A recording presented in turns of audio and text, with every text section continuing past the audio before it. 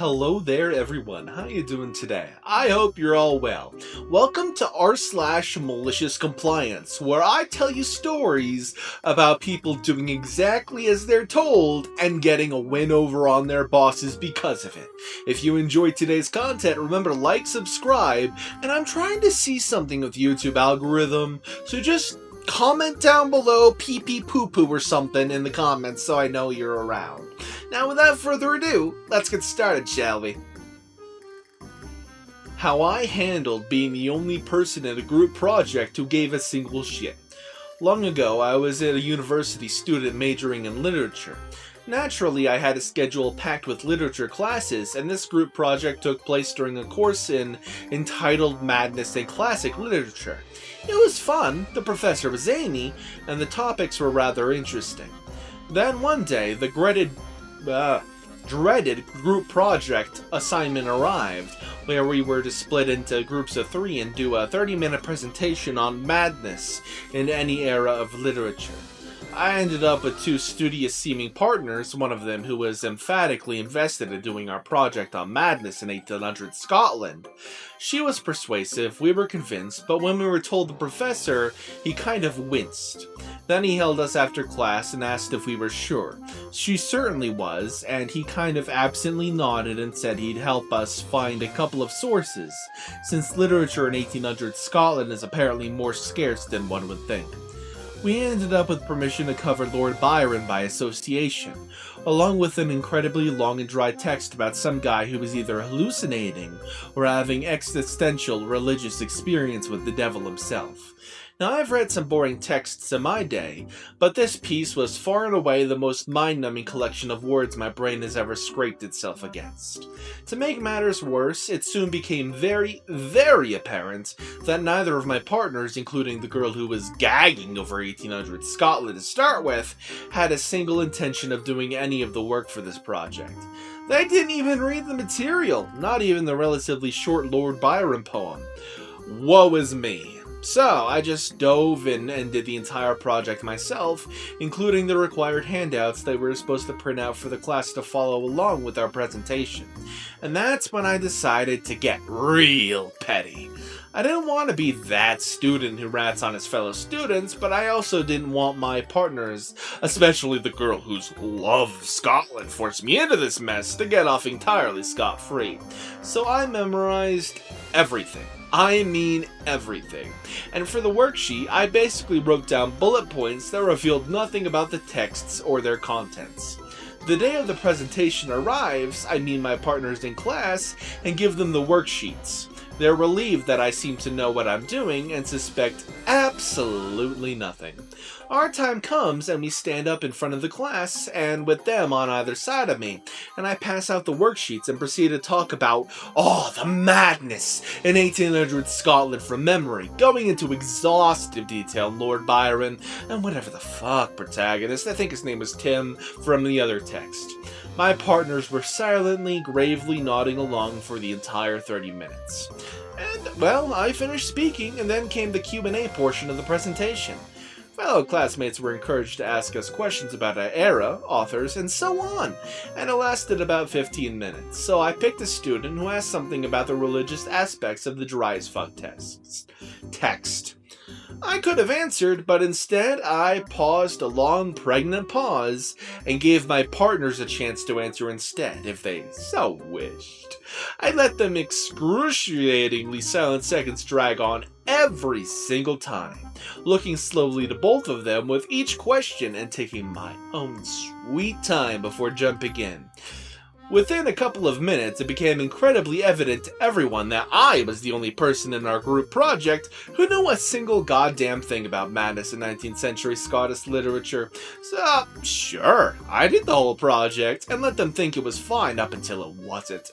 Petty? Yeah, absolutely. But by God, if I had to read that awful story because someone else watched Outlander too many times, then I'm going to comply maliciously. And there's an edit. I'm happy to report that the professor pulled me aside after the fact and said that given our performances, he would be grading me and my partner separately. I got an A. And strangely, they stopped talking to me after that group project, so I No idea what grades they received. Bad enough to cut contact, though. Bless their poor little dumbass souls. Boss chastised me for a late lunch during a mission-critical outage, so I clocked out when the whole network went down. 3 days prior, I was trying to get a mission-critical computer up and running again. The only computer with the shipping software and hundreds of packages waiting to ship. I advised an immediate re-image, delete everything and reset to a known good save I had on deck for just such an occasion. But I was overridden by the owner who wanted me to keep Windows in situ and delete and reinstall programs piecemeal and deal with the phone support for those programs, because he paid extra for tech support. Well, it's his call, so I followed orders. I was on the phone for hours and did not leave my post until the job was done. That meant I took my lunch an half hour later. No big deal for me, but when I clocked back in and got back to my desk, my boss was standing there, fuming, because I took a lunch outside of normal hours. He insisted I must take my 30-minute lunch from 12 to 1, as per company policy. So today, the whole network goes out at 12:25, and I am not yet taken my lunch. Nothing can ping anything. My own personal hunches tell me it's because it's a factory building. There are a lot of high-voltage woodworking machines for factory production level of output, and all of the Ethernet cables are unshielded. Just a hunch. But I really can't do a damn thing because my company rents out an office space as a subletter. So we're not allowed access to the switches and routers, and I have no admin access to the infrastructure. So I set up Wireshark to record and a continuous command line ping and go to lunch. The boss is standing on my desk when I get back to Gay and gives me a passive-aggressive, "The network is up, by the way," but refuses to call me out further. I had the "I told you so" on deck, though. The secret instruction is that if things are going wrong, you don't get lunch. He just can't say that because it's illegal. Wink wink, nudge nudge. You know, you should probably just skip your lunch. What's the worst that could happen? Ignoring the fact that some people are diabetic, but we don't have to talk about that, right? Toxic ex-boss begs me to leave a company review, so I give him exactly what he asked for. For context, I, 29 male, recently quit my job as a specialist at a small planning and design firm somewhere in Germany. The place was a mess. The pay was a joke, the leadership was completely unpredictable, and they expected me to do the job of a fully qualified project manager, like planning the entire renovation of a large municipal facility, without the pay or the support. The turnover was crazy. 3 of my colleagues quit around the same time during my 4 years there. My boss went through 5 different assistants, and I eventually packed my bags and moved to a different city for a fresh start. A week after my last day, my former boss texted me. He casually asked me to please leave a review for the firm on a popular local job review site. Basically, our equivalent of Glassdoor. He genuinely thought we parted on great terms and assumed I'd drop a 5-star rating to boost their crappy score. Well, I just rolled my eyes and ghosted him. Fast forward to a few days ago. I checked the company's page and saw 3 brand new 4.5-star reviews posted in the same week. They were obviously faked by management, and they all used the same exact HR buzzwords. Great work-life balance, amazing health benefits, which was literally just 15 minutes of stretching on Wednesdays, and magically praised all exact things people usually complained about. At this point, I remembered his text. He wanted a review? Fine, let's comply. I sat down and wrote a brutally honest, mathematically precise review. I kept it completely professional, and entirely subjective. In my experience, I felt that, so they couldn't legally sue me to take it down. I gave them 1 and 2 stars in almost every category, explicitly mentioning the lack of support, the horrible communication, and the heavy workload, but I didn't stop there. While I was at it, I contacted the platform support team and reported the 3 new 4.5-star reviews for manipulation, pointing out the identical wording and the fact that they were posted at the exact same time. Less than 4 hours later, 2 of the 3 fake reviews were nuked from the sky by the platform. The automatic spam filter probably caught them because my boss was dumb enough to write them all from the same office PC and IP address. With his fake reviews gone and my honest 1-star review dragging the average down even further, well, panic mode sets in. How do I know? Well, because my ex-boss texted me again. This time the message was full of typos, desperately asking if I could leave a good review to help them out. He has absolutely no idea that I am the one who tanked his rating and reported his fakes. And well, I left him on red again. And for the cherry on top, a buddy of mine who still works there texted me yesterday.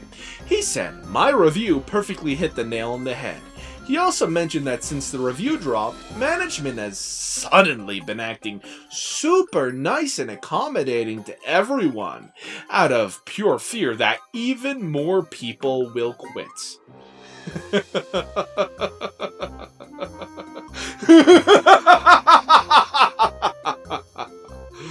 Oh, ain't that lovely.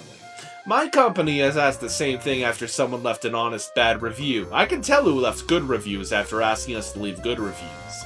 It should be illegal, honestly. That's not funny. Go home for the weekend. Over 20 years ago, I changed an old-timer's computer screensaver. You know, the old one that just has a word banner scrolling over and over. I worked in sales. There was this old guy named Bob. He was annoying.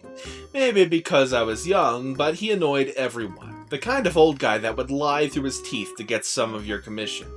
Being older, he had more, quote-unquote, freedoms with customers. It drove us crazy. He would let people leave, or if they wanted to buy but wanted to use a coupon, he would disconnect the call or get rid of the customer a few different ways. But that meant we, as other associates, couldn't make the sale. As a team, we couldn't hit bonuses. He would do many other things like this that would just drive you crazy. He was just a difficult coworker and a bad employee, but had been around in the industry for a long time, so guys that were now managers favored him because of their past, whether it was this company or others. He was just annoying, too many reasons to list why, and I was young and didn't have much of a care, and, you know, different perception of professionalism and all that when I was a kid. So one day I changed his screensaver to say, Bob is a jackass! I watched him type in his password, waited until he left, and then I changed it. It scrolled across his screen over and over, and he didn't notice it at first. It looked like the same, "Have a nice day," or whatever scrolling.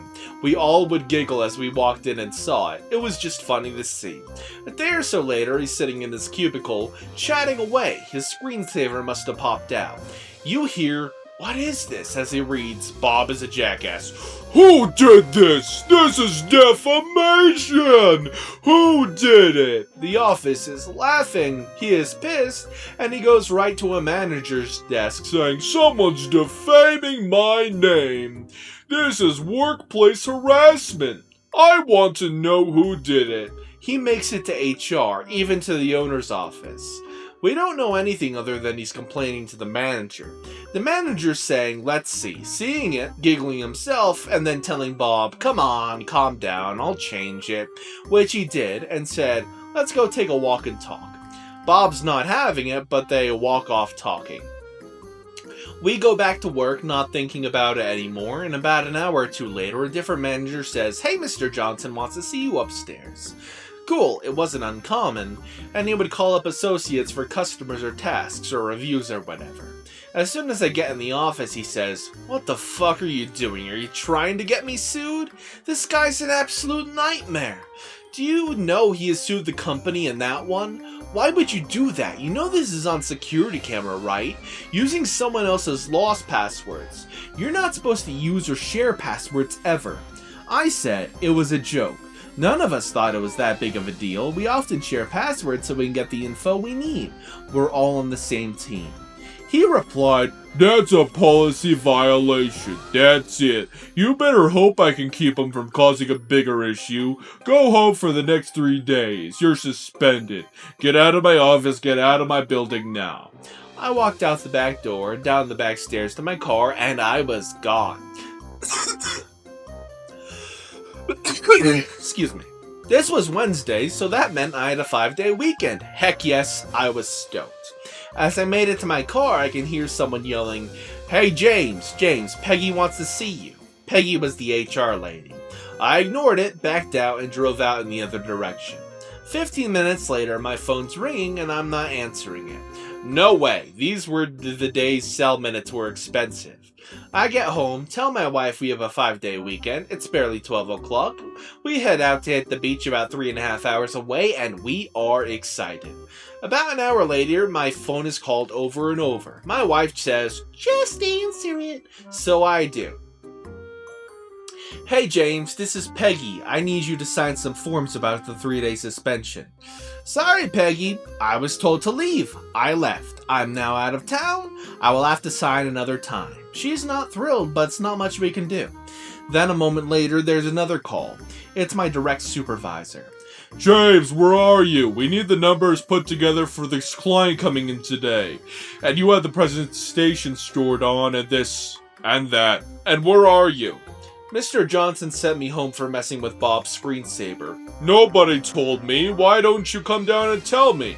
"Well, come back and give me the reports and send the files to me." "Sorry, I was told to leave the building right now, and I actually already left town, and I'm over an hour away and won't be turning around." "Then give me your password." "I cannot do that either. I was told not to share them." "I'm sorry, sir. My phone minutes are being used and I can't talk much longer. I don't know what to tell you.